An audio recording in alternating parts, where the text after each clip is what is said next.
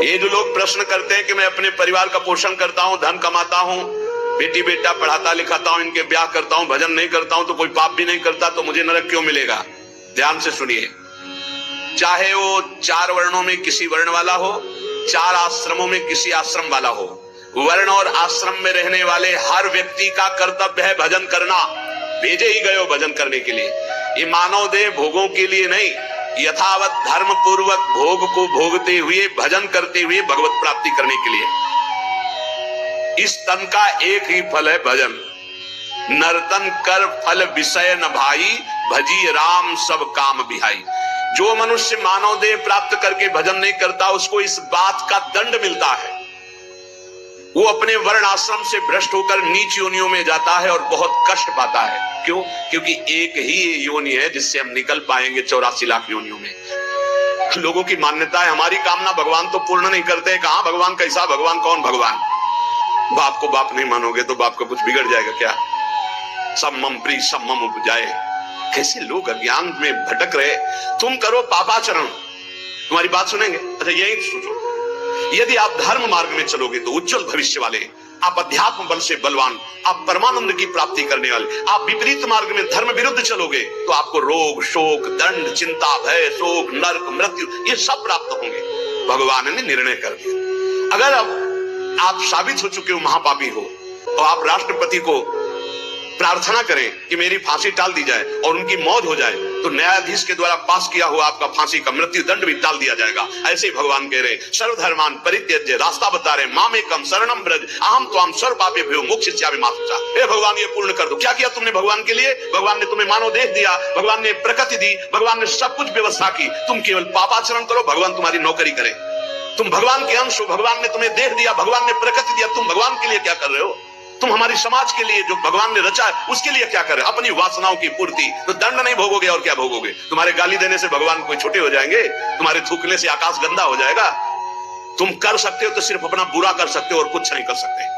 लिख लो हमारी बात। अगर कुछ भी मंगल हो रहा है तो भगवान के बनाए विधान से मंगल हो रहा है। संत समागम, हरि कथा, नाम जप, भगवत आराधना, ये उनकी कृपा से हो रहा है। तुम कर सकते हो तो शब्द लिख लो, केवल अपना बुरा कर सकते हो, वही बुरा कर रहा है। भगवान को गाली दे रहा है, भगवान को नहीं मान रहा, नास्तिकता बढ़ रही, मनमानी बेवकूफ। भगवान ने मेरा कर्जा नहीं, कर्जा लेते समय भगवान से पूछा था?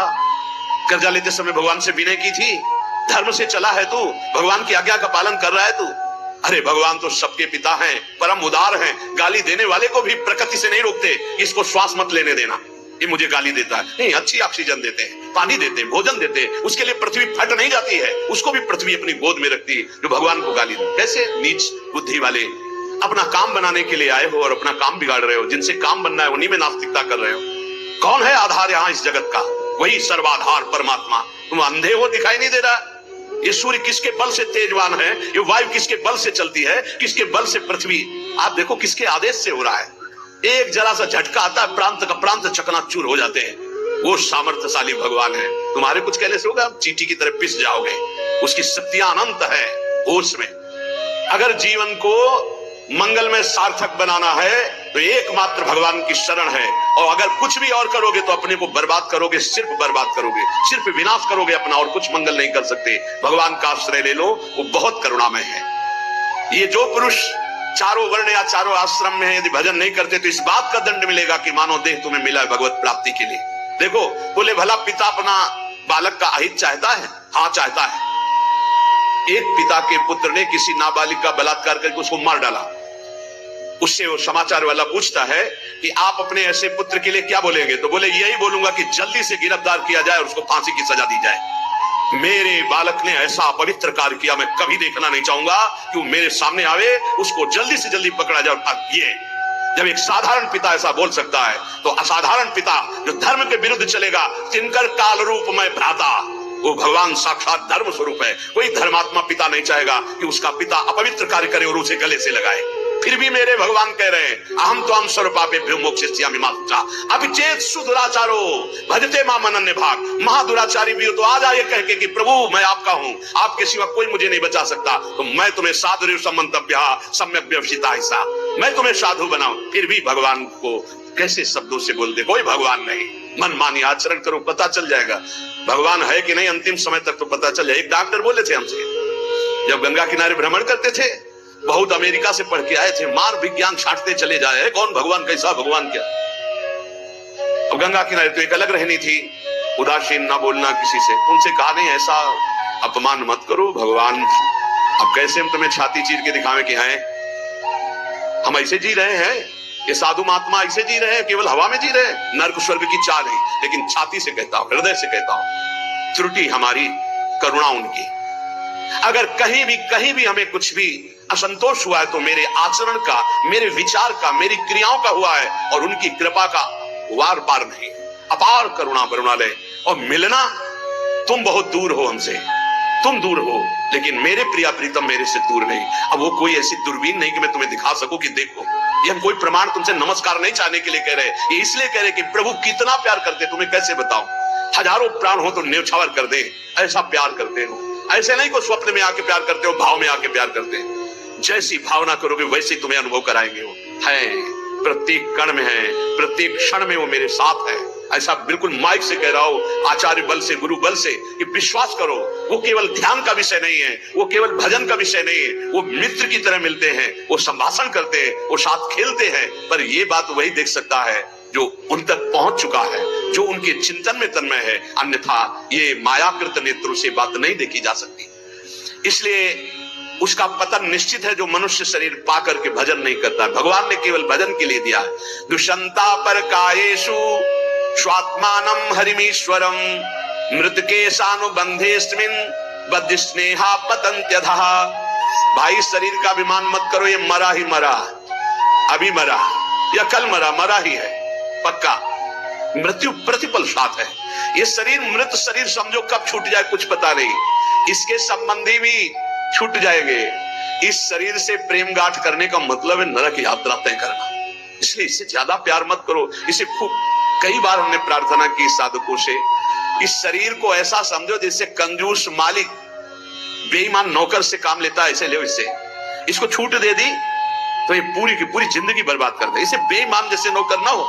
ईमानदार नौकर अपने आप काम करता है, ये अपने आप नहीं करेगा। बेईमान नौकर जो आराम करना चाहता है, लगाओ काम में 4 घंटे, 124 घंटे में 20 घंटे इसको संसारिक काम, साधना के काम, भजन कार्य, आनंद समेट लो।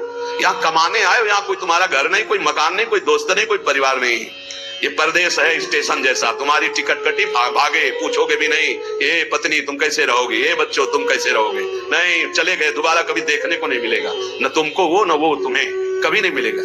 ये ऐसा माया का जादू का खेल, सत्ता ही खत्म हो जाती है। इसलिए हे भाई, इस शरीर में रहने वाले अपने स्वरूप को जान लो और किसी से भी द्रोह मत करो। वो मूर्ख हैं जो इस अपने शरीर को तो अमर मानते हैं, दूसरे शरीरों को मारकर खाते हैं मांस। देख लो, ये ऋषि मुनियों की वाणी है। आत्मस्वरूप को पहचान लो, वही आत्मा चीटी में, वही सर्वत्र भगवान है। वो मूर्ख हैं जो अपने शरीर को आत्मा मानकर पोषण करते हैं, दूसरे शरीरों की हत्या करके उनका मांस खाते हैं। बोले हम हत्या नहीं करते, हम तो दुकान से ले आते हैं, तो बराबर फल मिलता है। कर्ता, प्रेरक, अनुमोदन, तीनों को बराबर पाप मिलता है। एक जो काट रहा है, एक जो खरीद के ला रहा है, और एक जो बनाकर पका करके खा रहा है, खवा रहा है। तीनों को नरक बराबर दंड मिलेगा। कर्ता, प्रेरक, अनुमोदन। ये कैवल्यम संप्राप्ता ये चातातिश्च मूढ़ताम त्रैवर्गिका रक्षणिका आत्मानं घातयन्ति ते। जो लोग ये भगवत प्रदत्त शरीर प्राप्त करके कैवल्य परम पद प्राप्त नहीं कर लेते और ज्ञान बगाड़ते रहते हैं, वो पूरे ज्ञानी भी नहीं है और पूरे मूर्ख भी नहीं है। उनकी बड़ी दुर्दशा होती, ना इधर के रहते ना उधर के रहते, मजरे ढो।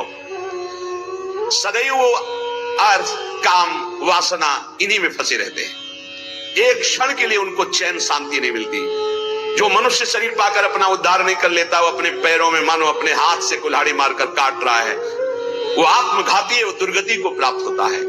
एत आत्महनो अशांता अज्ञाने ज्ञान मानिनः सीदन्त्य कृत कृत्या वही कालध्वस्त मनोरथा।